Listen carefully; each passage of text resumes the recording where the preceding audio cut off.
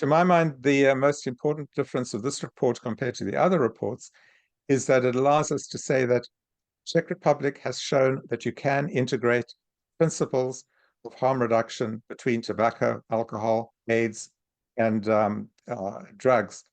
This is an enormous step forward, and it suggests that having a mixture of a human rights and a science-based approach is the way forward. Then the technical aspects, I think we all have a role to ensure that the physician population really understand the evidence, the governments understand the benefit, and that the advocates and the NGOs join forces across the general harm reduction world, the tobacco harm reduction world, to sing in that same strong voice that we can save lives and improve the quality of lives by applying the same principles that we're seeing are succeeding on drug abuse and alcohol and everything else. And I might say that we're releasing this report at a very interesting time in the US,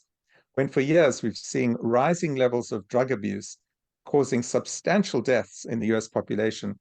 Literally in the last couple of weeks, we've started seeing this starting to reverse. And the main reason for the reversal appears to be the application of harm reduction, being able to give people who are seriously